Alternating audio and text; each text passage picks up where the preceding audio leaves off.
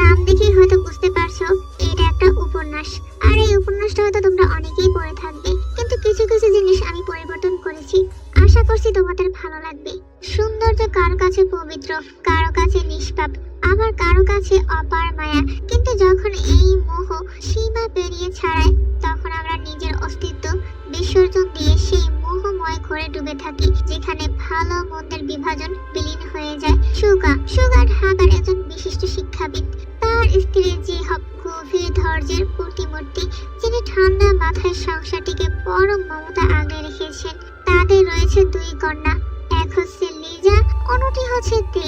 দুজন দুই রকমের। তের রূপ বর্ণনায় ভাষা হারিয়ে দেয়। সে হলো আকাশ থেকে নেমে আসা এক উজ্জ্বল তারা, যার মুখমণ্ডলের মায়ায় মুগ্ধ হয়ে কেউ অনন্তের পথে হারিয়ে যেতে পারে। তার অপরিসীম সৌন্দর্য জিহবকে শৈশব থেকেই ভীত করে রেখেছে। জিহব মাঝে মাঝে তের মুখের দিকে তাকিয়ে থেমে যান। মনে হয় মেয়ের মুখ যেন আয়নার মতো। তাই সে তেকে সর্বদাই পর্দার আড়ালে রেখেছেন, যেন সেই ভয়ঙ্কর সৌন্দর্য কারো মনে অস্থিরতা তৈরি না করে। তে নিজ মা বাবার প্রতি অগাধ শ্রদ্ধাশীল, বিনয়ী এবং ধর্মপরায়ণ, এমন এক মেয়ে যার মধ্যে শান্ত নদীর প্রবাহ বহমান। অন্যদিকে লিজা স্বভাবতই উচ্ছল চঞ্চল। সে কোনো নিয়ম কানুন মানার তোয়াক্কা করে না। তার চলবলনে বিক্ষিপ্ততা আর নিজস্ব স্বাধীনতা তাকে আলাদা চরিত্রে রূপ দিয়েছে।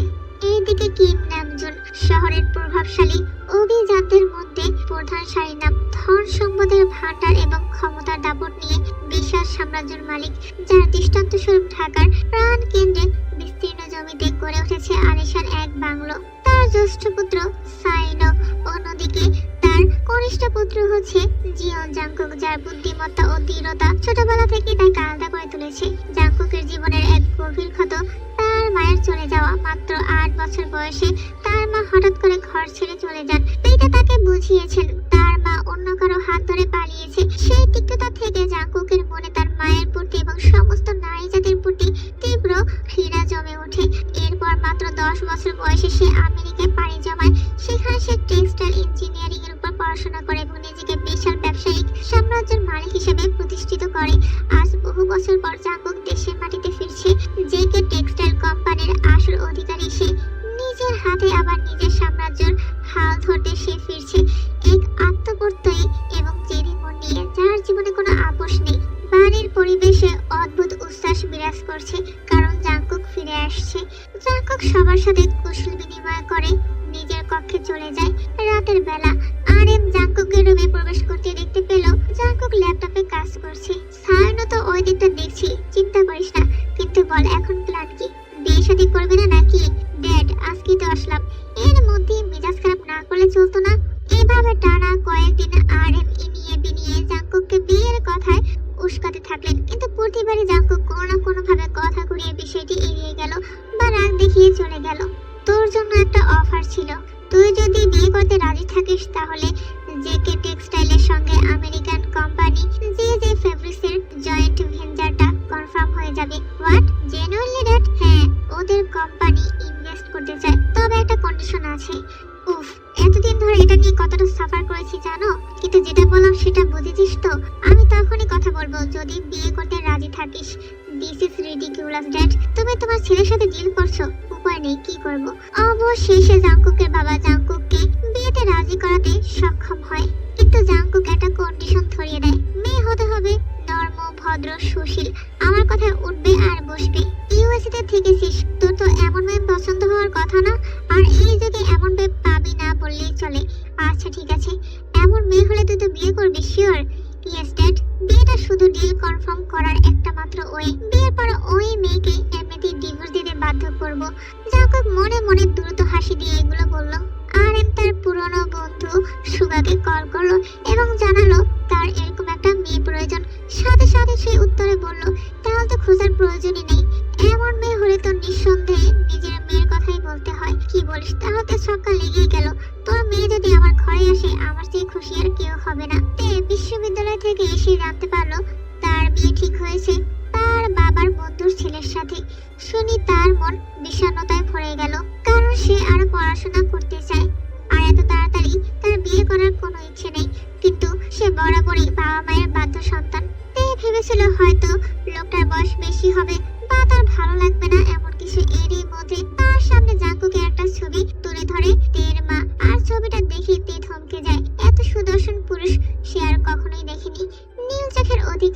জাঙ্কুক, যে চোখের মধ্যে তাকিয়ে থাকতে তার কেমন যেন লাগছে। সে সাথে সাথে চোখ সরিয়ে নেয়। এই চোখের দিকে তাকিয়ে থাকা অসম্ভব তার পক্ষে। এই সুদর্শন লোকটার সাথে তার বিয়ে হতে চলেছে। তেকে রেডি করিয়ে জাঙ্কুকের পরিবারের কাছে নেওয়া হয়, অথচ জাঙ্কুক সেখানে আসে না। তের চোখ তো জাঙ্কুককে খুঁজছিল। জাঙ্কুকের বাবা তেকে দেখে আসার পর জাঙ্কুককে কল করে জানায়, যাকে দেখে এসেছি তুই দেখলে পাগল হয়ে না যাস। এই মেয়ে এই বাড়ির জন্য পারফেক্ট। এমন মেয়ে তো পুরো দুনিয়ায় খুঁজে পাওয়া যাবে না। তোমার বলা হয়েছে, মেয়ে যেমন চেয়েছি তেমন হলেই হবে। আমার আর কিছু জানার দরকার নেই। বিয়ে করাতে চেয়েছো, আই এগ্রি। আর কি চাও? আচ্ছা, তুই শুধু মেয়ের একটা ছবি দেখ, তারপর না হয় তোর ওপিনিয়ন জানাবি। আমি কাহিনী বাড়াতে চাই না, বিয়ের কাজ শুরু করো। জাঙ্কুকের কাছে বিয়ে মানে একটা ডিল। ঘড়ির কাঁটা রাত 1টার ঘর ছুঁই ছুঁই। নিজ কক্ষে শুয়ে আছে, কিন্তু নিদ্রা তার চোখের পাতায় স্পর্শ করছে না। মনে যেন অজানা এক অশান্তি। বারবার এপাশ ওপাশ করতে করতে সে ভাবে, আজকে কি ঘুম আসবে না? ওকে দেখার পর থেকে সবকিছু যেন এলোমেলো লাগছে। খানিকক্ষণ গালে হাত দিয়ে বসে থেকে চার্জ থেকে ফোনটি খুলে হাতে নিল। জাঙ্কুকের ছবিটি খুঁজে বের করে এক দৃষ্টিতে তাকিয়ে থাকলো। কখনো ছবিটি জুম করে জাঙ্কুকের গভীর নীল চোখ দুটো খতিয়ে খতিয়ে দেখে, আবার কখনো দূর থেকে অপলক দৃষ্টিতে তাকিয়ে থাকে। বাবা শুধু একটাই পিক দিল, আরো কয়েকটা দিতে পারতো না? ওয়েট, ওর নিশ্চয়ই ফেসবুক আইডি আছে। আঙ্কেলের ছেলে, সারনেম তো জিওনি হবে। সে দ্রুত ফেসবুক খুলে অনুসন্ধানে মগ্ন হয়ে যায়। একটু পরে সবার উপরে জাঙ্কুকের প্রোফাইল দেখে তের চোখ বিস্ময়ে বড় হয়ে ওঠে। বাবা, ফেমাস। আচ্ছা, উনি কি সেই জীবন জাঙ্কুক যাকে টিভিতে দেখেছি? ও, তার মানে এই আঙ্কেলের ছেলে, সেই hot top businessman Jeon Jungkook. সে সারা রাত বসে বসে জাঙ্কুকের ছবিগুলো দেখতেই থাকে। তার মন প্রাঙ্গণে আজ অনাবিল বাসন্তিক ছোঁয়া নেমে এসেছে। পরের দিন তে ভার্সিটি থেকে আসার সময় দেখতে পেল রাস্তায় হট্টগোল পড়েছে। আশেপাশে মার্জন জড়ো হয়ে গেছে। তে বরাবরের মতোই হাত মোজা পা মোজা পরে আছে, পরনে বোরকা। সে দেখতে পেল একটা যুবক একজন মধ্যবয়সী লোককে মারছে। আশেপাশে মানুষের কথা শুনে বুঝতে পারে লোকটা তার স্ত্রীর উপর নির্যাতন চালাচ্ছিল, যেটা দেখে এই যুবক গায়ে থেকে নেমে লোকটাকে সাহায্য করছে। যুবকটা শেষে মধ্যবয়সী লোকটাকে দিয়ে স্ত্রীর কাছে মাফ চাওয়ালো। কে সেখানে ঠায় দাঁড়িয়ে রইল। এই মাঝে তার কানে পুরুষালী কণ্ঠ ভেসে আসলো, এই যে ম্যাডাম, একটু রাস্তায় সাইড হয়ে দাঁড়ান, যে কোনো দুর্ঘটনা হতে পারে। সামনে তাকাতেই খেয়াল করলো এই তো সেই পুরুষ যার সাথে তার বিয়ে ঠিক হয়েছে। জীবন জাঙ্কুক তার সামনে দাঁড়িয়ে আছে। জাঙ্কুকের ডিপ ভয়েস এখনো তার কানে বারবার বাজছে। সে স্থির হয়ে দাঁড়িয়ে রইল কিছুক্ষণ। হুঁশ ফেলে খেয়াল করলো সে রাস্তার মাঝ বরাবর দাঁড়িয়ে, আর সামনে জাঙ্কুক নেই। সে নিজে নিজেই মুস্কি মুস্কি হাসলো। মনে মনে ভাবলো তার সাথে ভুল মানুষের বিয়ে হচ্ছে না, ঠিক মানুষের সাথে তার বিয়ে হচ্ছে। সে যেন জাঙ্কুকের প্রেমে আবারও পড়ে গেল। অবশেষে ঘনিয়ে আসলো তে আর জাঙ্কুকের বিয়ের দিন। ঢাকার এক অভিজাত হোটেলের ছাদ বাগানে আয়োজিত হয়েছে তে আর জাঙ্কুকের বিবাহ উৎসব। যদিও দেখা নিয়ে জাঙ্কুকের বিন্দু মাত্র আগ্রহ নেই, তার মনোযোগে বিয়ে নেই, আছে কেবল দায় মোচনের তাড়না।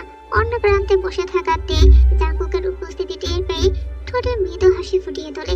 নিজের ভিতরের অস্থিরতা সামলাতে না পেরে ফিসফিস করে বলে ওঠে, ও আল্লাহ, শান্ত করো আমাকে। এমন অনুভব কখনো হয়নি, কাঁপছি আমি। অবশেষে তে আর জাঙ্কুকের বিয়েটা সম্পন্ন হয়ে গেল। বাসর রাতে তে শৈলে গাঢ় লাল লেহেঙ্গা, মাথায় ঘোমটা দিয়ে সে জাঙ্কুকের জন্য অপেক্ষা করছে। বেশ কিছু সময় অপেক্ষা করার পর তে বলল, জাঙ্কুক বেটা, আসিস না কেন? আর কত ওয়েট করাবি বউকে? সে জানে না কি আছে সেই পুরুষের মধ্যে যা তার 3 দিনের ঘুম কেড়ে নিয়েছে। এমন সময় হঠাৎ দ্বার প্রাচীর কাঁপিয়ে জাঙ্কুক অন্তঃপ্রবেশ করলো। তার আগমন যেন নির্জন ঘরটিতে হঠাৎ অন্তর্দাহ সৃষ্টি করলো। সুগন্ধির প্রভাব পেয়ে নাকে পৌঁছাতেই সে চোখ বন্ধ করে নেয়। এদিকে জাঙ্কুক ঘরে প্রবেশ করি আবেলে কামড় বসাতে বসাতে আর মোড়া ভেঙে ভাবলেশীন ভাবে ডিভানে বসে। তে চোখ খুলে ঘুমটার ভিতর থেকে জাঙ্কুককে আবছা আবছা দেখে। বাসর রাতে শেরওয়ানি রেখে ট্রাউজার টি শার্ট কে পরে আসে, অবাকে সুরে বলে ওঠে।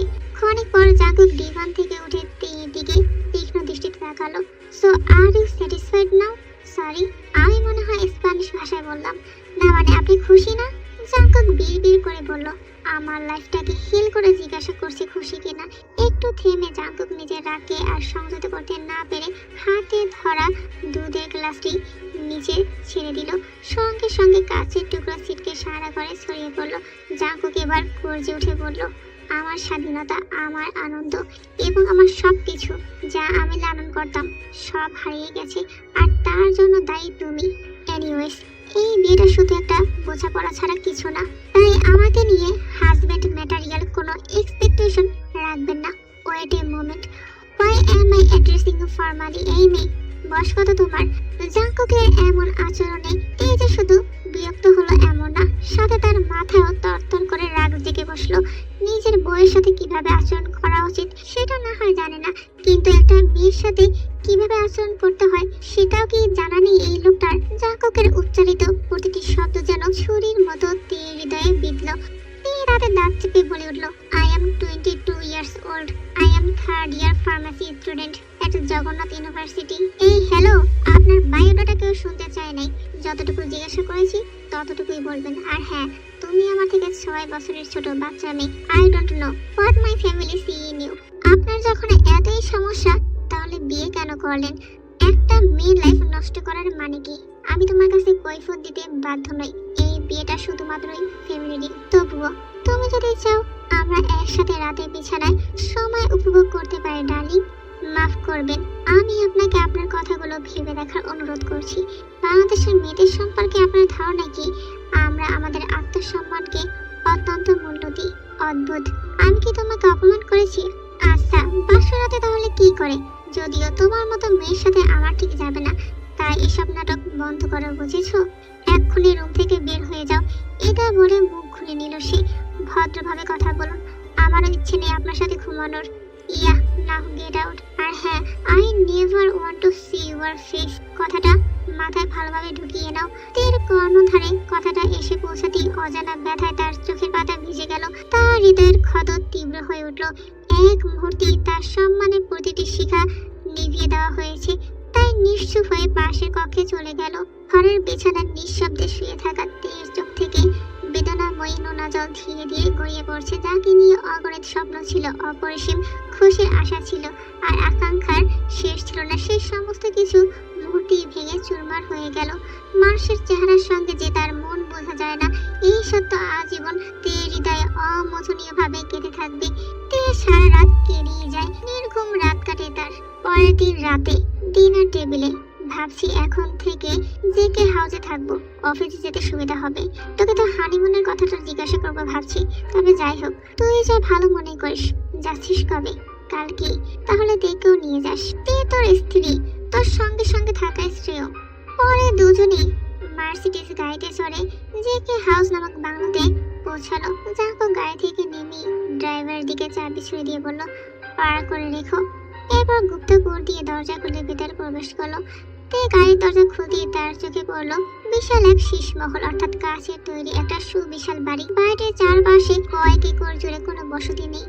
বাড়িটিতে আধুনিকতার ছোঁয়া থাকা সত্ত্বেও নাম ফলকটা পুরনো যুগের কারুকার্যে করা। বোধহয় এটাই জাঙ্কুকের পছন্দকে আলাদা করে তুলেছে। তে ঘরে ঢুকতে দেখলো জাঙ্কুক ইতিমধ্যে পোশাক বদলে ল্যাপটপ নিয়ে বসছে। আমার জন্য 1 কাপ কফি বানিয়ে নিয়ে আসো। একটু অপেক্ষা করুন, ফ্রেশ হয়ে এনে দিচ্ছি।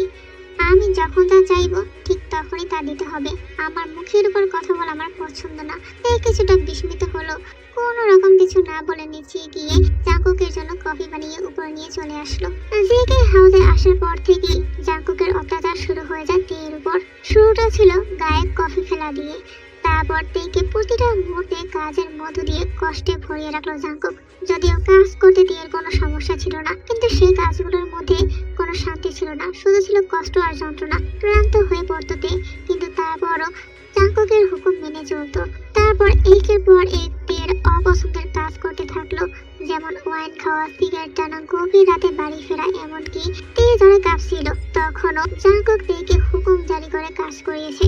সব ঠিক ছিল, কিন্তু তারপর তারপর তীর গায়ে হাত পর্যন্ত জাঙ্কুক তুলল। তীর জন্য এই পরিস্থিতি এখন সহ্য হয়ে গেছে। স্বামী বলে তার কিছুই করার নেই। সেই সঙ্গে জননীর কঠোর নিষেধাজ্ঞা রয়েছে, অথচ মনের গভীর অপমানের আজর প্রতিটি মুহূর্ত তার আত্মায় ছুরির মতো আঘাত করে চলেছে। জাঙ্কুক প্রতিদিন সকালে অফিসে যায় আর রাতে নেশায় মাতাল হয়ে বাড়ি ফিরে আসে। একটা কিছুর পরও যখন জাঙ্কুক দেখলো তে যাচ্ছে না তাকে ছেড়ে, তখন সে মেয়ে বাসায় আনলো তেকে দেখানোর জন্য। তে বাইরে জাঙ্কুকের দরজায় নক করছে আর কেঁদে কেঁদে বলল, জাঙ্কুক প্লিজ এমন কিচ্ছু করবেন না। জাঙ্কুক হঠাৎ জ্বলে উঠল, খুব লাগছে না তোমার? তোমার বারবার বাধা দেওয়া আমার বিরক্তি বাড়িয়ে তুলেছে। তোমাকে থামানোর ব্যবস্থা করছি। তেয়ের হাত শক্ত করে ধরে এই ঝটকা টান দিল, অন্য হাতে শাড়ির ভিতর দিয়ে পিছন দিক দিয়ে কোমর এমন ভাবে চেপে ধরলো যেন জাঙ্কুকের প্রতিটি আঙ্গুল তেয়ের কোমরের মাংসে গেঁথে যাচ্ছে। এই খেসকা টানে সে তেয়েকে ঠোঁটের কাছে এনে দাঁড় করালো। এবার জীবন জাঙ্কুকের 440 ভোল্টের বেস্ট চুমু খাবে সুইটহার্ট, এই বলে তেয়ের ঘোমটার উপর থেকে অত্যাচার শুরু করলো। নিভু নিভু আলোতে তেয়ের চেহারা জাঙ্কুকের কাছে স্পষ্ট না। তার ঠোঁট তেয়ের ঠোঁটের উপর চেপে ধরলো। কাপড়ের বাধা না থাকলে সে তেয়ের ঠোঁট পুরোপুরি নিজের দখলে নিয়ে নিত। এটাই তেয়ের জীবনের প্রথম চুম্বন। জাঙ্কুক দীর্ঘ 5 মিনিটের চুম্বন শেষ করে তেয়েকে ছেড়ে দিতেই সে অচেতন হয়ে মেঝেতে লুটিয়ে পড়লো। এই সামান্য কেসে তোমার সহ্য শক্তি এভাবে ভেঙে পড়লো, আর তুমি কিনা জীবন জাঙ্কুকের লাইফ পার্টনার হতে এসেছো। অতঃপর জাঙ্কুক মেয়েটাকে বাইরে পাঠিয়ে দিল, তারপর ওয়াশরুমে গিয়ে মুখে পানির ঝাপটা দিল, তারপর ঘরে এসে বিছানায় লুটিয়ে পড়লো। রাত গড়িয়ে পড়তেই তেয়ের জ্ঞান ফিরে আসে। সে মেঝে থেকে উঠে দৌড়ে জাঙ্কুকের কক্ষে গেল। জাঙ্কুককে ল্যাপটপে কাজ করতে দেখে হাঁপাতে বলে, ওই মেয়েটা কখন চলে গেছে? আর বলুন না আপনি কিছুই করেননি।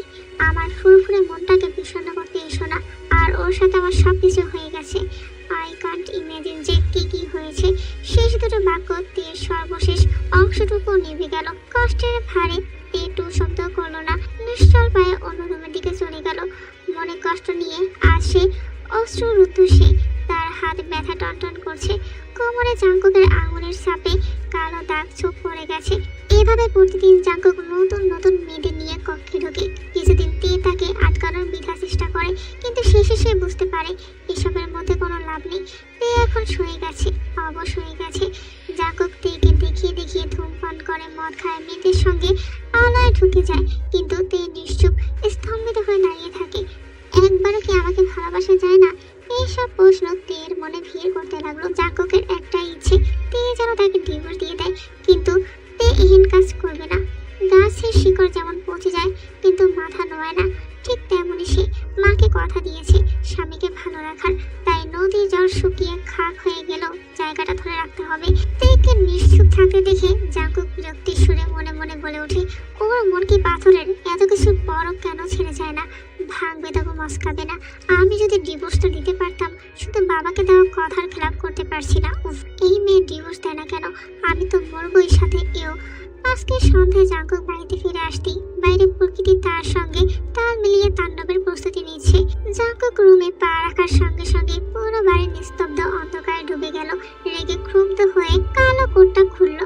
এইদিকে তে অন্ধকারে জাঙ্কুককে দেখতে না পেয়ে পাশের রুম থেকে এসে জানালা বন্ধ করবে বলে জানালার কাছে এসে দাঁড়ায়। তার ধারণা জাঙ্কুক 9টার আগে ফিরবে না, তাই আজ নিজেকে ঘোমটার আড়ালে লুকানোর প্রয়োজন মনে করেনি। সন্ধ্যার আবছা আলোয় জানালার পাশে কারো ছায়ামূর্তি দেখে জাঙ্কুক কিছু বলার আগেই হঠাৎ বিদ্যুৎ চমকাতে শুরু করলো।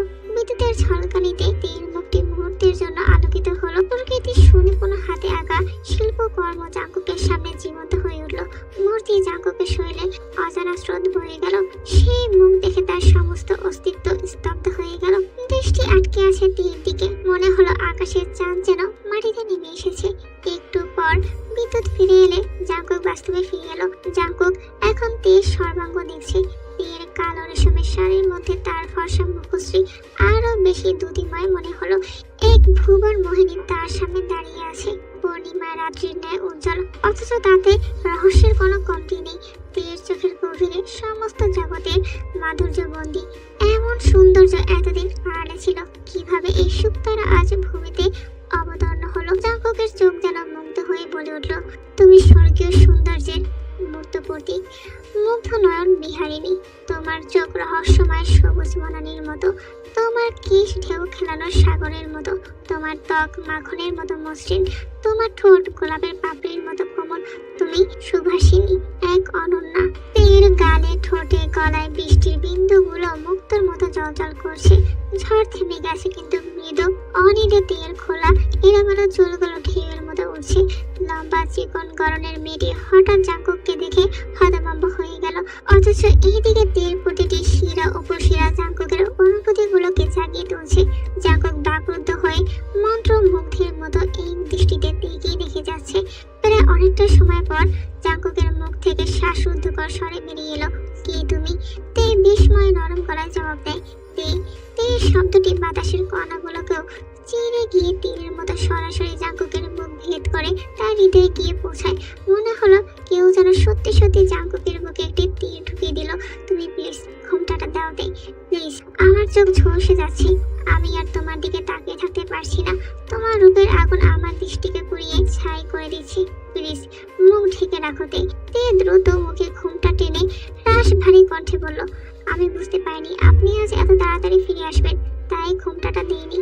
কিন্তু কি হয়েছে আপনার, এমন কেন বলছেন? জাঙ্কুক গভীর দীর্ঘ শ্বাস ফেললো, কিচ্ছু হয়নি তে, কিচ্ছু না। তুমি আমার কাছে এসো না, প্লিজ, আমি নিঃশেষ হয়ে যাব। এ ধীরে ধীরে দূরে সরে গেল। তার মনে অজানা ভাবনা জাগলো, জাঙ্কুক তো আজ মদও খায়নি, কিন্তু ওর কণ্ঠস্বর এত অন্যরকম কেন শোনাচ্ছে? জাঙ্কুক তাড়াহুড়ো করে গোসল করতে চলে গেল। বুকের ভিতর আগুন জ্বলছে, ঝর্ণার তীব্র ধারাতেই ঠান্ডা পানি তার তপ্ত শরীর ছুঁয়ে গেল। চোখ, ঠোঁট, সমস্ত শরীর ভিজে একাকার হয়ে গেল। মনের উত্তেজনা এক বিন্দু কমল না। কাচের ঝাপসা পর্দায় বারবার তের মুখটাই ভেসে আসছে, সেই মুখ যা আজ তার সমস্ত চিন্তাকে আচ্ছন্ন করে ফেলেছে। গোসল শেষ করেও জাঙ্কুকের মনে শান্তি মিলল না। শরীরের ক্লান্তি মুছে গেল, মনের ভিতর যে ঝড় বয়ে যাচ্ছে তা থামানো অসম্ভব। প্রতিটি মুহূর্তে তের মুখ, তার ঠোঁট, তার চোখের গভীরতা সবকিছুই জাঙ্কুককে গ্রাস করে ফেলেছে। সেই মায়াবিনী অসম্ভব সুন্দর তরুণী জাঙ্কুকের রাতের ঘুম কেড়ে নিয়েছে।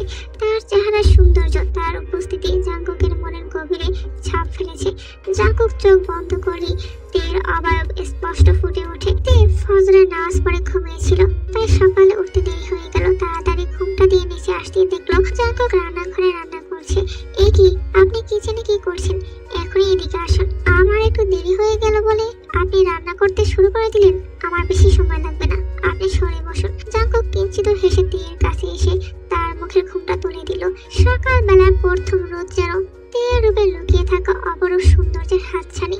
জাঙ্কুক ঢোক গিলে হেসে বলল, এই নিন কফি, আমার মহারানী ভিক্টোরিয়া। তে অতিরিক্ত আশ্চর্য হয়ে কিঞ্চিত হা করে জাঙ্কুকের দিকে তাকিয়ে রইল। যে মানুষটি তাকে এত কাল ধরে অশান্তি ও অত্যাচারে জর্জরিত করেছে, হঠাৎ করে তার আচরণে এই কেমন পরিবর্তন? তার সামনে দাঁড়িয়ে থাকা জাঙ্কুক যেন অপরিচিত এক সত্তা। মশা ঢুকে যাবে তো মহারানী, আর এখন থেকে আপনার ঘুমটা দেওয়ার কোনো প্রয়োজন নেই। এই চাঁদকে আমি রাতের পাশাপাশি দিনের আলোতেও দেখব। তারপর তীর দিকে খানিক তাকিয়ে হঠাৎ করে জন ডনের একটি উক্তি উচ্চারণ করলো, for gods sake hold your tone and let me লাভ। বাক্যটি শুনে তীর বুকের ভেতরটা কেঁপে উঠল। জাঙ্কুক আবার বলল, যাও যাও, ডাইনিং টেবিলে বসো, আজকের ব্রেকফাস্ট দিও জাঙ্কুকের তরফ থেকে। তীর মনে হচ্ছে সে স্বপ্ন দেখছে। আমি কি স্বপ্ন দেখছি? হ্যাঁ, স্বপ্নেই। এখন খেয়ে নিন ম্যাডাম। তে আরো বেশি আশ্চর্য হয়ে গেল। তে খেতে শুরু করতেই জাঙ্কুক বলে উঠল, আমার বউ তো দেখছি খুব স্বার্থপর, একবার আমাকে খাওয়ার কথাও জিজ্ঞাসা করলো না। তে ভুরু উঁচিয়ে তাকিয়ে রইল। জাঙ্কুক তখন তে ঠোঁটের পাশে টিস্যু দিয়ে মুছে দিয়ে বলল, চলো খাইয়ে দাও আমাকে। বলে নিজেই তের হাতে চামচ ধরিয়ে খেতে শুরু করে। খাওয়া শেষ করে জাঙ্কুক উচ্ছ্বাসিত হয়ে বলে, তোমার জন্য একটা সারপ্রাইজ আছে, এসো। তের মনে তখন একরকম কৌতূহল দোলা দিতে থাকে। জাঙ্কুক তের হাত ধরে ধীর পায়ে ড্রয়িং রুমের দিকে এগিয়ে গেল। তোমার পার্সোনাল অ্যাসিস্ট্যান্ট, তোমার ইগো ট্রেনার, আর হচ্ছে শেফ, আর তোমার ফ্যাশন আর্টিস্ট। শোনোতে, আমি চাই না তোমার উপর কোনো ধরনের চাপ থাকুক। ওরা এখানে থাকবে যেন তুমি একটু শান্তিতে নিশ্চিন্তে থাকতে পারো, আর আমি তো সবসময় তোমার পাশেই আছি। তাই একটু চোখে মুখে বিরক্তির ছাপ রেখে সবার পানে তাকিয়ে বলে, you are free all to live now. I apologize for taking up your time by calling you here. কথা শেষ করে তে দ্রুত উপরে চলে গেল। সেই সাথে জাঙ্কুকও চলে গেল উপরে। কি হলো, কি সমস্যা আপনার বলুন তো? কি হয়েছে আপনার হঠাৎ করে? এক রাতের মধ্যে আপনি কিভাবে পরিবর্তন হয়ে গেলেন? আচ্ছা, তোমাকে সবকিছু বলছি। আসলে আমি কাল রাতে একটা স্বপ্ন দেখেছি। স্বপ্নে দেখলাম আমি তোমার সাথে অন্য অন্যায় করছি আর তুমি আমাকে অভিশাপ দাও, আর সেই অভিশাপের ফলস্বরূপ আমি একটা অদ্ভুত শাস্তির সম্মুখীন হচ্ছি। চতুর্দিকে আমাকে ঘিরে ধরেছে, নৃশংসভাবে আমার শরীরকে ক্ষত করছে। আমি অনুভব করছি আঘাতের প্রতিটি মুহূর্ত, আর ছুরির আঘাত সরাসরি আমার অন্তরে ঢুকছে। আমি চিৎকার করছি, কিন্তু আমার কণ্ঠস্বর গভীর অন্ধকারে হারিয়ে যাচ্ছে। যন্ত্রণায় কাতর হয়ে কান্না আর ক্ষতবিক্ষত শরীর নিয়ে নিজেকে মুক্ত করার চেষ্টা করছি, কিন্তু আমার সমস্ত অস্তিত্ব সেই অন্ধকারে বিলীন হয়ে যাচ্ছে, যেখানে কোনো উদ্ধার নেই, শুধু অন্ধকার আর অন্ধকার। এরপর হঠাৎ ঘুম ভেঙে যায়, আর ঘুম থেকে উঠে বুঝতে পারি আমি ভুল করেছি, অনেক বড় ভুল করে ফেলেছি এতদিন। স্বপ্নটা খুবই ভয়ঙ্কর ছিল, কিন্তু আমি তোমাকে শর্টকাটে বললাম। তো এই কথাগুলো শুনে মনে মনে আওড়ালো, আমি শুধু দেখবো এই নাটক আপনি কতদিন চালাতে পারেন। আমি এখন কিচ্ছু বলবো না, একদিন আপনার সামনে তুলে ধরবো সমস্ত স্মৃতির আয়না, যেখানে প্রতিটি মুহূর্ত আপনার হৃদয়কে আঘাত করবে তীক্ষ্ণ কাঁটার মতো। তখন বুঝবেন প্রিয়জনের হাত থেকে পাওয়া আঘাতের বিষ কতটা গভীরে প্রবেশ করে, কতটা নিঃশব্দে হৃদয়কে রক্তাক্ত করে। এখন থেকে আমি আপনার প্রতি একজন সাধারণ স্ত্রীর মতোই ব্যবহার করব। এই মিথ্যে অভিনয়ের জালে পুরনো সবকিছু ভুলে গেলে চলবে না। সন্ধিহান দৃষ্টিতে প্রশ্ন ছুড়ে দিল, স্বপ্নটা কি এতই ভীতিকর ছিল যে আপনাকে অমানুষ থেকে মানুষে রূপান্তরিত করেছে?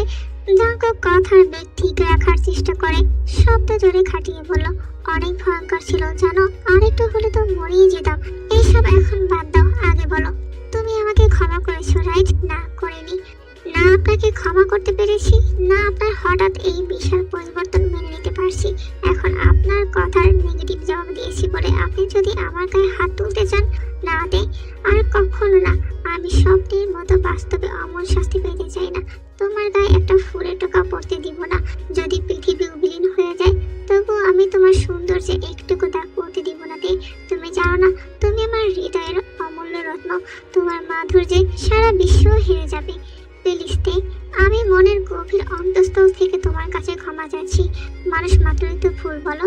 অলসো আমি তো তোমার স্বামী, আর তুমি চাও তো আমাকে শাস্তি দিতে পারো।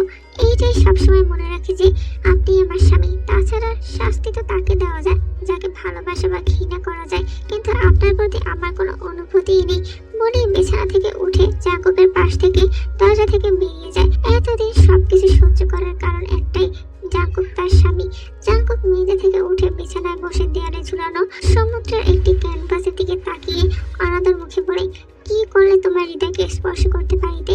রাতে ড্রেসিং টেবিলের সামনে বসে চুল আঁচড়াতে থাকে। জাঙ্কুক দরজার কাছে দাঁড়িয়ে দেখতে থাকে। তার চোখে দিয়ে প্রতিটি নড়াচড়ায়, প্রতিটি শুকনো অঙ্গভঙ্গিতে আঁকড়ে রয়েছে। কিছুক্ষণ চুপচাপ তাকিয়ে থেকে পরে দিয়ে সন্নিকটে গিয়ে চিনিটা তার হাত থেকে নিয়ে তেল চুল আঁচড়াতে শুরু করে। কিছুটা অবাক হয়ে পেছনে ফিরতে চাইলে জাঙ্কুক বলে ওঠে, পিছনে ফেরো না, আমি আশ্রয় দিচ্ছি।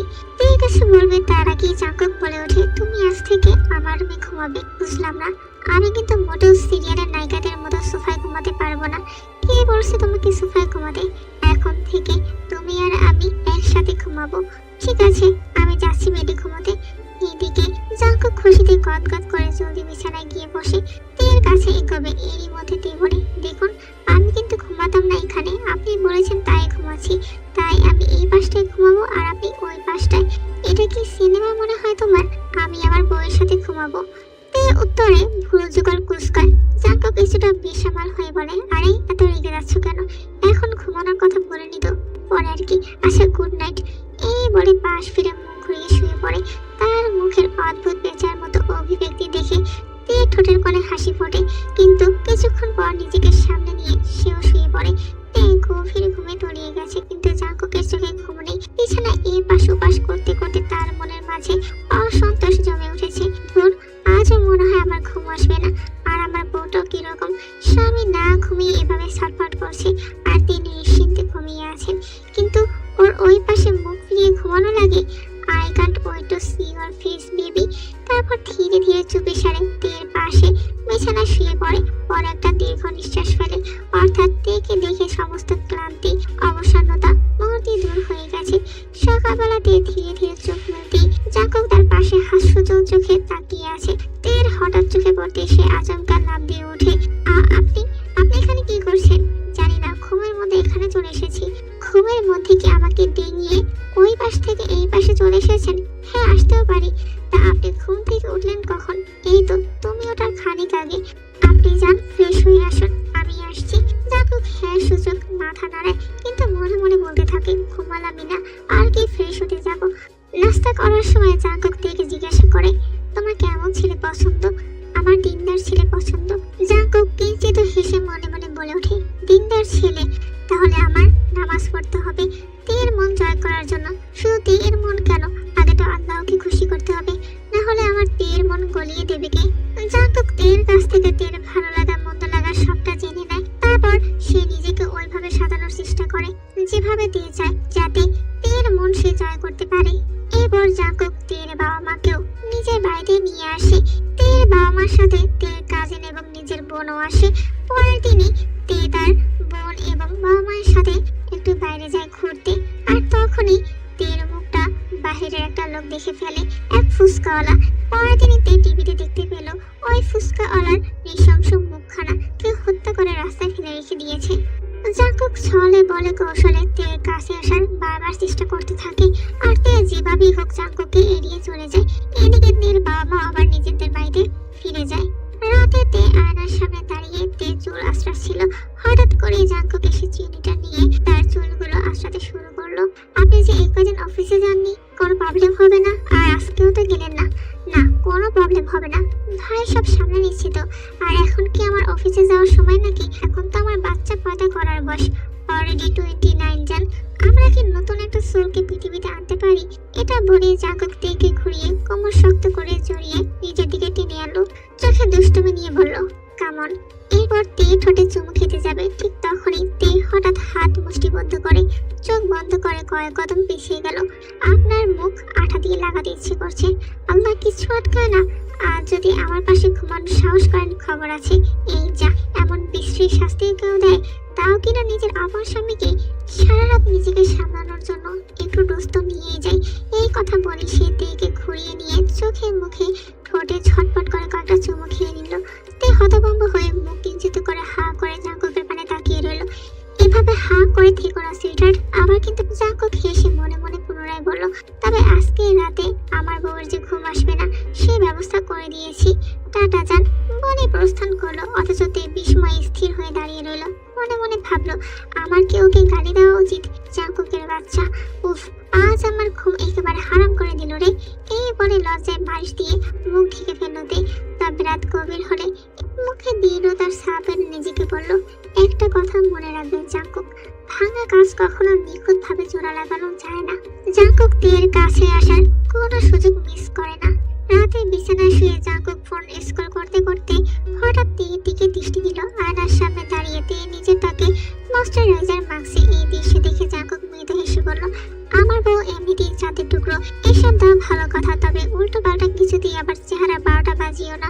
তেমন কিছু না বাবা, এটা না দিলে চেহারার 12টা না 24টা বেজে যাবে। তে বিছানায় এসে মাথা ঝুঁকিয়ে এই কথাটা বলল। জাঙ্কুক কিঞ্চিত হেসে তের দিকে গভীর চোখে তাকালো, তারপর বলল, তাই? এটা বলেই হঠাৎ হ্যাঁচকা টানে তেকে বিছানায় শুয়ে দিল। তারপর তে শৈলের উপর উঠল, তের মুখের দিকে ঝুঁকে পড়ল।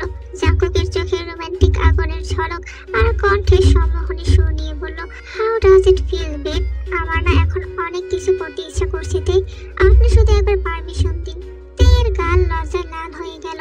বলে বাবালে, আমার বউয়ের গাল লজ্জায় ব্লাশ করছে। এবার তের লজ্জা যেন সীমা অতিক্রম করে। চারপাশে কোথাও মুখ লুকানোর উপায় না থেকে শেষমেশ জাঙ্কুকের প্রশস্ত মুখের উষ্ণ আশ্রয়ে নিজের মুখ লুকিয়ে দিল। তার নিঃসংশয় ভঙ্গি জাঙ্কুকের হৃদয়ে অদ্ভুত প্রশান্তি এনে দিল। জাঙ্কুক তেকে শক্ত করে জড়িয়ে ধরে একরকম পরিতৃপ্তির নিঃশ্বাস ফেলল। যখনই লজ্জা পাবে সরাসরি আমার বুকের মধ্যে মাথা গুঁজে দেবে মহারানী। যান, একটা কাজ করতে পারি, শার্টের বোতামগুলো খুলে দিই, তাহলে তুমি আরো গভীরভাবে আমার বুকে মিশে যেতে পারবে। তে থমকে ঢোক দিল। তার স্বামীর এমন বেপরোয়া কথাগুলো তার বুকের ধুকপুকানি আরো বাড়িয়ে দিল। আরে, মুখ তুলতে গেলে কেন? আমার বউ তো একেবারে লজ্জায় লাল হয়ে গেছে। চলো চলো, মুখ লুকাও বলে ডান হাত দিয়ে তের মাথা নিজের বুকে চেপে ধরে অন্য হাতটি ধীরে ধীরে তের পিঠে নিচে ঘুরিয়ে নিয়ে তাকে গভীর ভাবে আঁকড়ে ধরলো। একটা গভীর দীর্ঘ নিঃশ্বাস ছেড়ে জাঙ্কুক বলে উঠল, তে, বলো না তুমি আমাকে ভালোবাসো। মন থেকে না বললে শুনেও কি শান্তি পাবেন? তার মানে এখনো মনের ভিতর জায়গা হলো না আমার। আর কতদিন লাগবে? বলবো কখনো হয়তো। জাঙ্কুকের মুখে ভাব মুহূর্তে গম্ভীর হয়ে গেল। গেলে? হতেও পারে।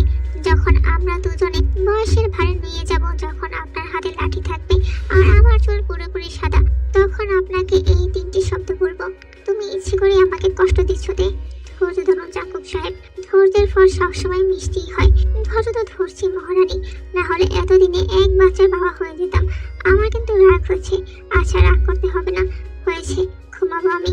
তো ঘুমাও না এভাবেই। তারপর দেখে শক্ত করে জড়িয়ে ধরে কোমল গলায় বলল, এখন থেকে এভাবেই ঘুমাবে। তোমাকে হার্ডলি জড়িয়ে ধরে ঘুমাবো। শুভরাত্রি আমার অর্ধাঙ্গিনী। জাঙ্কুকের উষ্ণ অলিঙ্গন ধীরে ধীরে তার হৃদয়ের সমস্ত প্রতিরোধ ভেঙে দিতে শুরু করলো। জাঙ্কুককে থামানোর চেষ্টা করলো না, তবে নিজের হাত দুটো জাঙ্কুকের চারপাশে রেখে তাকে আঁকড়েও ধরলো না। কিন্তু জাঙ্কুকের শক্ত অলিঙ্গন, তার গভীর ভালোবাসার অনুভূতি তীর হৃদয়ে অজানা প্রশান্তি এনে দিল। যখনই জাঙ্কুক আর একটু তীর ঘনিষ্ঠ হতে চাইল, তখনই তে আবার দূরে সরে গেল। এবার জাঙ্কুক বিরক্তি নিয়ে বলে উঠল, তুমি আমাকে এত শাস্তি কেন দিচ্ছ তে? শাস্তি? আপনাকে তো কোনো শাস্তি আমি দিচ্ছি না। তুমি আমার স্ত্রী, অথচ এক মুহূর্তের জন্য তোমাকে নিজস্বভাবে আমার করে নিতে পারিনি। নিজেকে বারবার আমার থেকে দূরে সরিয়ে নাও, এটা কি কম শাস্তি? এবার দীর্ঘ শ্বাস ছেড়ে জাঙ্কুকের শুরু থেকে শেষ পর্যন্ত সব অত্যাচারের কথা জাঙ্কুককে বলল। জাঙ্কুক এবার নিজেই অনুশোচনায় ভুগতে লাগলো। আসলেই তো তার কিছুই করেনি, যতটা জাঙ্কুক থেকে কষ্ট দিয়েছে। জাঙ্কুক নিজের কোমরের বেল্ট খুলে নিজেকে শাস্তি দিতে থাকে। জাঙ্কুক থামুন, আপনি কি উন্মাদ হয়ে গেছেন? হে আল্লাহ, থামুন বলছি। তের কণ্ঠস্বর আতকে ক্ষত বিক্ষত হলো, কিন্তু জাঙ্কুক যেন অনন্ত শূন্যতা হারিয়ে গেছে। তের কথা তার কর্ণকুহরে পৌঁছালো না। তার চামড়ার নিচে লুকিয়ে থাকা ব্যথাগুলো উদ্দাম বন্যার মতো বেল্টের প্রতিটি আঘাতে বাইরে আসছে। প্রহারের প্রতিধ্বনি চারপাশের নিস্তব্ধতাকেও ছিন্ন ভিন্ন করে দিচ্ছে। তে এক সময় জাঙ্কুকের হাত ধরার চেষ্টা করলো, কিন্তু সেই প্রচেষ্টা ব্যর্থ হলো। জাঙ্কুকের এই প্রহার কি তের জন্য, নাকি নিজের অপরাধ বোধের নিষ্ঠুর শাস্তি? 11 মাসের তের কষ্টের ভারকে সে নিজের শরীরে ধারণ করার চেষ্টা করছে। তের ভিতরের স্নায়ু বিদীর্ণ হলো। জাঙ্কুক মানুষ না অমানুষ, তাতে তার কিছু আসে যায় না। জাঙ্কুক তার, একান্ত তার। কিন্তু এই আঘাতের তাণ্ডব দেখে তের হৃদয়ের সমস্ত রক্ত হিম হয়ে গেল। পশুর ন্যায় নিজেকে মেরে কি প্রমাণ করতে চাইছেন আপনি? ড্রামা বন্ধ করুন বলে জাঙ্কুকের হাত থেকে বেটি দ্রুত ছো মেরে নিল তে। জাঙ্কুক চুপচাপ চিরন্তন কষ্টে মাথা নিচু করে ছাদে চলে গেল। তে জোয়ার শক্ত করে বেলটি আঁকড়ে ধরে।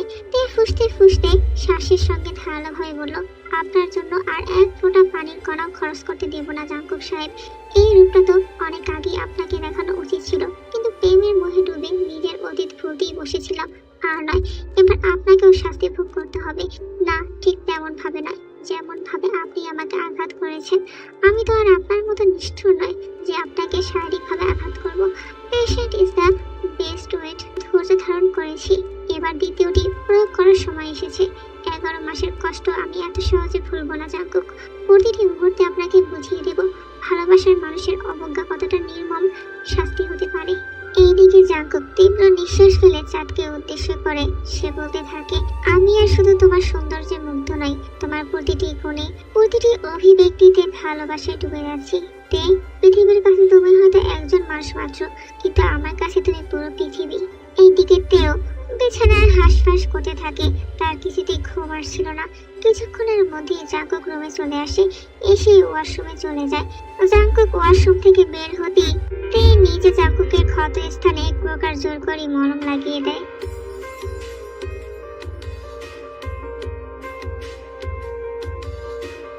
তে আনমনে ভাবতে থাকে, আমি যদি আপনাকে একটু শাস্তি না দিই তাহলে যে বড্ড ছোট হয়ে যাব।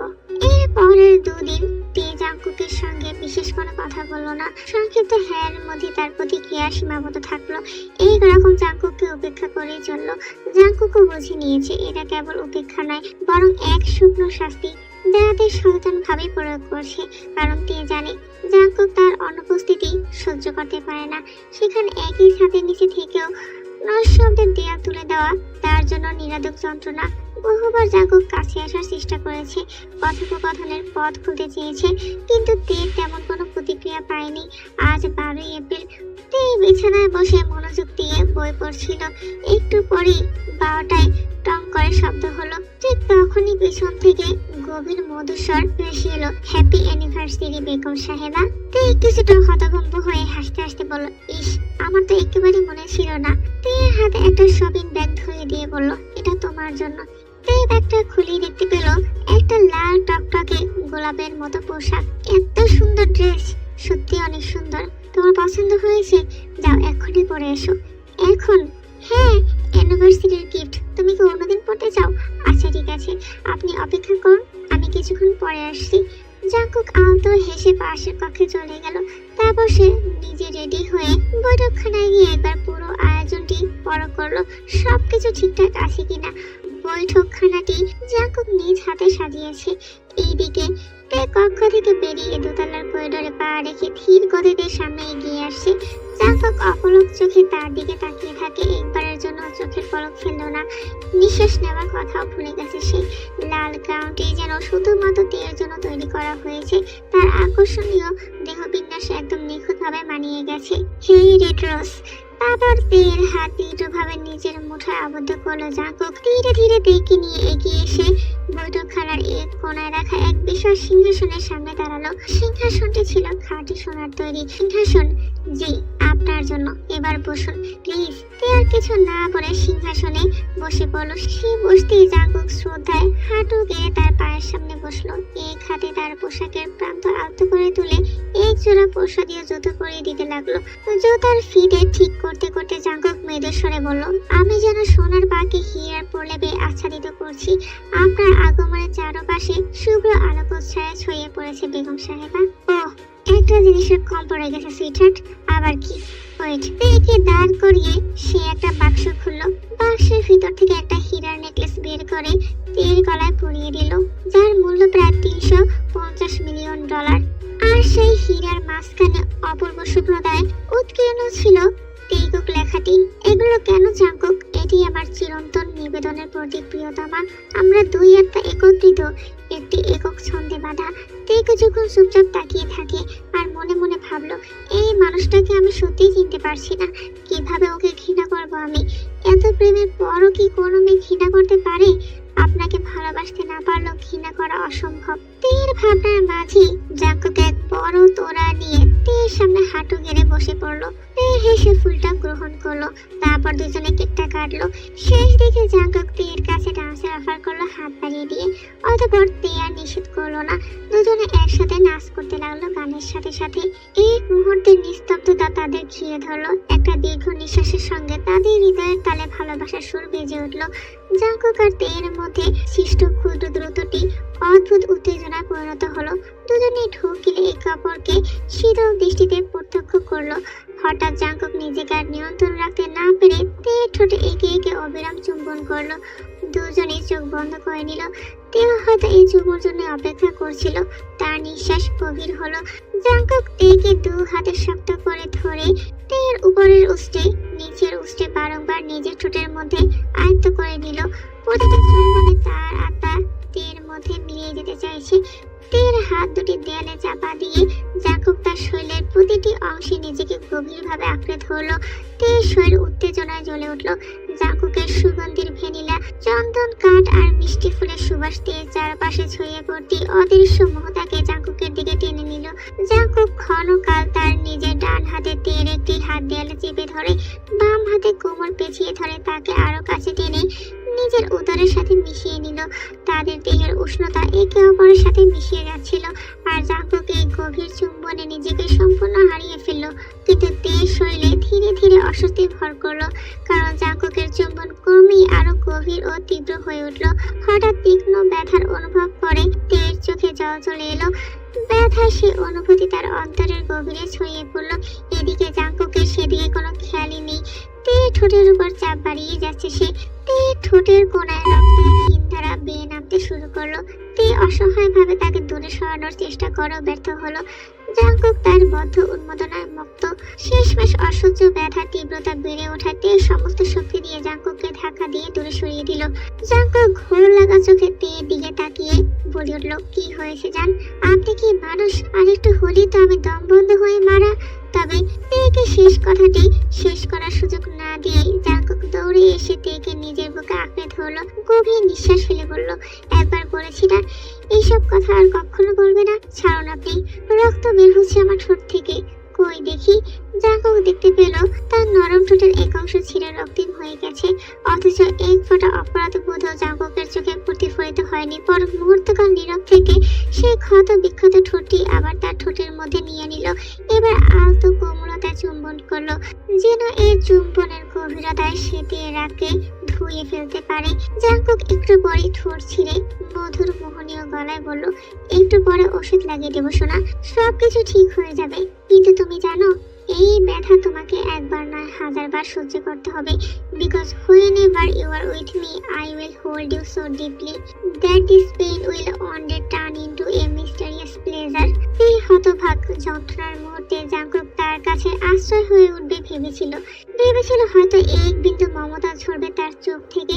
জাঙ্কুকের নেশায় নুয়ে থাকা চোখের দৃষ্টি থেকে বুঝিয়ে দিল, এখন এখানে থাকা মানে নিজের সমস্ত সত্তাকে অনুগ্রাসনের অনুমতি দেওয়া। সে আর দেরি না করে পলায়নের প্রয়াস নিল, কিন্তু জাঙ্কুক বাহু এক ঝটকায় তাকে কোলে তুলে নিয়ে সোফায় শুয়ে দিল। তে শ্বাসের ভারে ক্লান্ত গলায় বলল, জাঙ্কুক কি করছেন আপনি? তার কণ্ঠে লজ্জার সংশয় মিশে একাকার হয়ে গেল। জাঙ্কুক পেয়ে ঠোঁটে আঙুল রেখে গম্ভীর সুরে বলল, চুপ, একদম চুপ।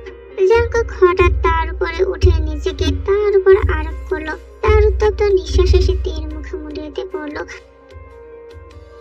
তের শরীর অনেকটাই কেঁপে উঠলো, গলা কাঁপিয়ে সে বলেই ফেললো, জাঙ্কুক আমি কিন্তু আপনাকে শাস্তি দিব, সত্যি বলছি, এখনো থামতে বলছি। জাঙ্কুক ঘোর গলায় ফিসফিসিয়ে বলল, মঞ্জুর। নিঃশব্দ উষ্ণতায় সে তের গলায় মুখ ডুবিয়ে দিল। তার ঠোঁট বারবার তের গলার বাবার ছুঁয়ে গেল। প্রতিটি চুম্বনে এক খণ্ড ভালোবাসার সুর আঁকা হলো। তে চোখ বুঝে নিল, তার শ্বাস দীর্ঘ ও ভারী হয়ে উঠল। জাঙ্কুকের স্পর্শে তার সত্তা প্রতিটি স্তর করে দিতে লাগলো। তের চোখের কোণ বেয়ে এক ফোঁটা অশ্রু গড়িয়ে পড়ল, তবে এই জল কষ্টের নয়, পরম শান্তির।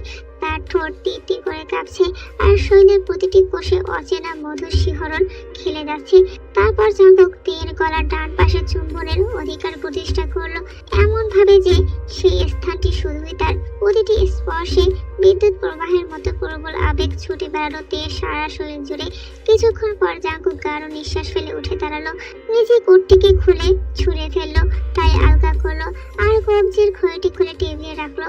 এই ফাঁকে তে পালাবার ক্ষীণ প্রচেষ্টা করলো, দ্রুত সোফা থেকে উঠতে গেল, কিন্তু জাঙ্কুক আগে আঁচ করেছিল, তাই এক টানে তের চুলের রাবার ব্যান্ড খুলে দিল। এরপর তের হাত ধরে তাকে নিজের কোলে বসিয়ে নিল, এমন ভাবে যেন দু শরীরের মাঝখানে একটুকু ফাঁক না থাকে। তার কানে গুজে রাখা ফুলটি খুলে নিয়ে টেবিলে রাখলো, তারপর পেছন থেকে তের চুল সরিয়ে নিল সে। তার ঘাড়ে একের পর এক চুম্বনের বন্যা বইয়ে দিল।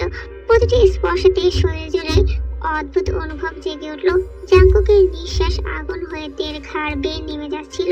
দিশেহারা শিহরণে কাঁপতে কাঁপতে দিয়ে বলে উঠলো, জাঙ্কুক প্লিজ থামুন না, প্লিজ থামুন। জাঙ্কুক তের কথায় আরো আনন্দের গভীরে ডুবে গিয়ে তার ঘাড়ে একের পর এক আবেগময় গভীর চুম্বন এঁকে দিল। তের শরীর ভারী হয়ে যাচ্ছে, প্রতিটি স্পর্শে সে যেন একেবারে অবশ হয়ে পড়ছে। নিঃশ্বাসের গতি দ্রুত থেকে দ্রুততম হয়ে উঠছে। তের মনে হলো নিজেকে জাঙ্কুকের হাত থেকে মুক্তি পাওয়ার আর কোনো পথ নেই। জাঙ্কুক দু হাতে তাকে নিবিড় ভাবে জড়িয়ে ধরে চুম্বন করতে লাগলো। দুজনের শরীর এক হয়ে থেমে গেল। তে উত্তেজনায় ডুবে গিয়ে জাঙ্কুকের হাঁটুতে তার হাত শক্ত করে চেপে ধরলো, এমন ভাবে যে তার নখের আঁচড় প্যান্ট ভেদ করে জাঙ্কুকের শরীরে প্রবাহিত হয়ে গেল। এক সময় জাঙ্কুকের হাঁটুতে তীব্র ব্যথা অনুভূত হলো, তবে প্যান্টের রং কালো হয়, রক্তের চিহ্ন দৃশ্যমান হয়নি। জাঙ্কুক উত্তেজনায় কাতর হয়ে তীব্র শ্বাস ছেড়ে বলল, উফ। তারপর সে মধুর হাসি দিয়ে তেকে আরো কাছে টেনে নিল, মনে হচ্ছে দুটো শরীর এক হয়ে মিলিয়ে যাবে। অথচ জাঙ্কুক তের পেছনের জিভটা সামান্য খুলতেই তার মুখের সমস্ত উত্তেজনা হারিয়ে গেল। হঠাৎ জাঙ্কুক চিৎকার করে উঠল তে বলে।